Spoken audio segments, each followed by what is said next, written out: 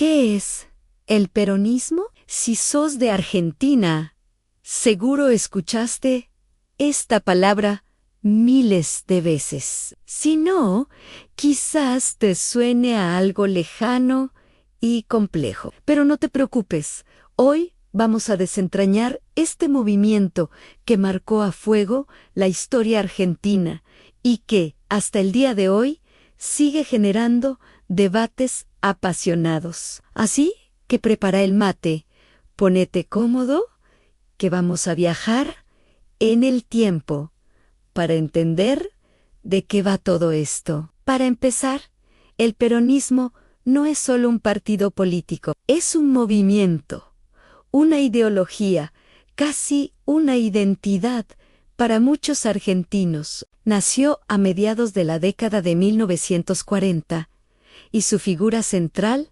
como el nombre lo indica, es Juan Domingo Perón Ampero. Para entender cómo surgió, tenemos que retroceder un poquito más.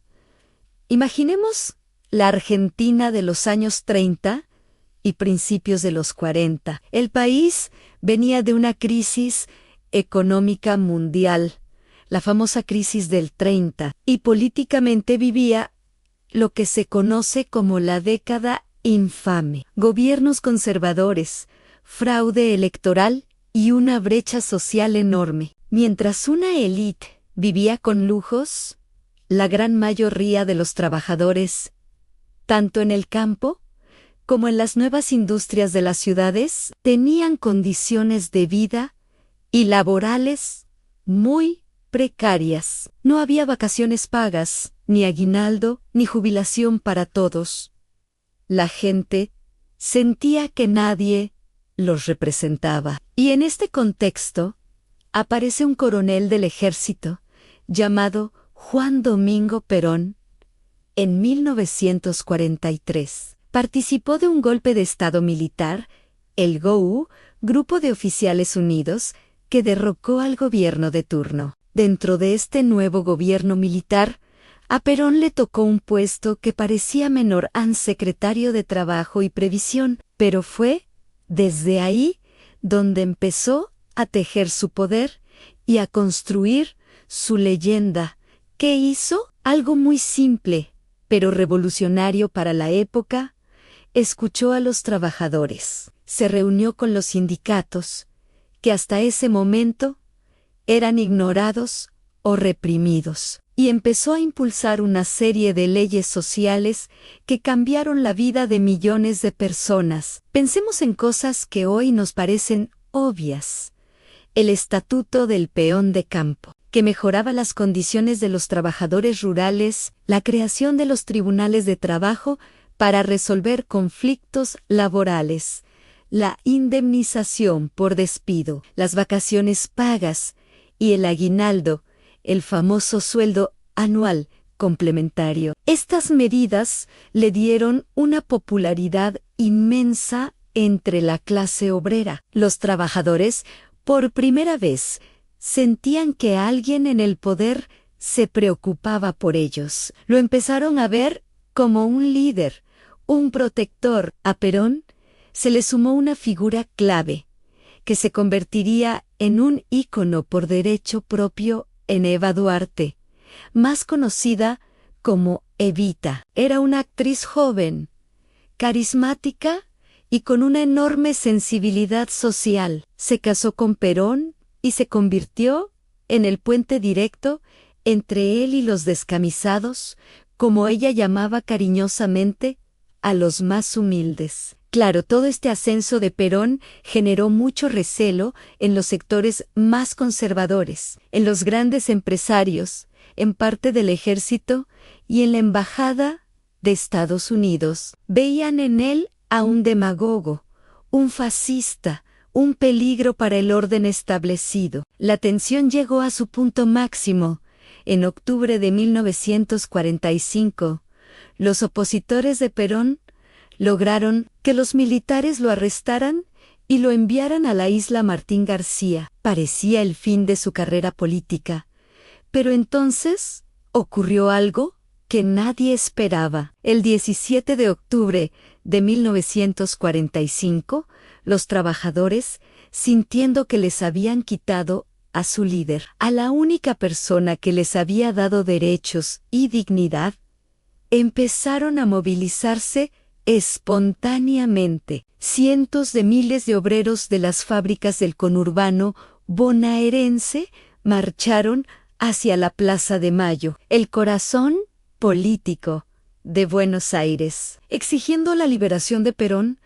Fue una demostración de poder popular sin precedentes en la historia argentina. La presión fue tan grande que el gobierno militar no tuvo más opción que liberarlo. Esa noche, desde el balcón de la Casa Rosada, Perón habló a la multitud. Ese día, el 17 de octubre, se convirtió en la fecha fundacional del peronismo, el Día de la Lealtad. Con ese masivo respaldo popular, Perón se presentó a las elecciones presidenciales de 1946 y ganó por un amplio margen. Así comenzó su primera presidencia, que duró hasta 1952, y luego fue reelecto hasta 1955. Durante estos años, el peronismo consolidó su proyecto político basado en tres banderas fundamentales: la soberanía política, la independencia económica y la justicia social. ¿Qué significaban estas tres banderas? La soberanía política buscaba que Argentina tomara sus propias decisiones sin la influencia de potencias extranjeras, en un mundo que se dividía entre Estados Unidos y la Unión Soviética. Perón hablaba de una tercera posición, ni capitalista ni comunista. La independencia económica implicaba nacionalizar servicios públicos clave que estaban en manos de empresas extranjeras, como los ferrocarriles, los teléfonos, el gas. Se buscaba desarrollar la industria nacional para no depender tanto de las importaciones. Y la justicia social, el corazón del peronismo. Se profundizó la legislación laboral, se construyeron miles de escuelas, hospitales, viviendas populares y complejos turísticos para que los trabajadores pudieran tener vacaciones. Evita, desde la Fundación Eva Perón, desplegó una obra social gigantesca, ayudando directamente a los más necesitados. Se otorgó el voto a las mujeres en 1947, un hito histórico en el que Evita fue protagonista. El Estado peronista era un estado de bienestar, muy presente, que buscaba redistribuir la riqueza y garantizar derechos básicos para todos. Pero no todo era color de rosa. El peronismo también tuvo su lado autoritario. Se persiguió a la oposición, se controlaron los medios de comunicación, se modificó la Constitución para permitir la reelección indefinida y se buscó adoctrinar en las escuelas con la figura de Perón y Evita. Esto generó una polarización extrema en la sociedad argentina. La famosa grieta no es un invento de ahora. Ya en esa época, el país estaba dividido entre peronistas y antiperonistas. Para unos, Perón era un líder popular que dignificó al pueblo. Para otros, era un tirano que coartaba las libertades. La muerte de Evita en 1952 fue un golpe durísimo para el movimiento. Era el alma del peronismo. Luego, la situación económica empezó a complicarse y el conflicto con la Iglesia Católica se agudizó. Finalmente, en 1955, un golpe de Estado cívico-militar, autodenominado Revolución Libertadora, derrocó a Perón.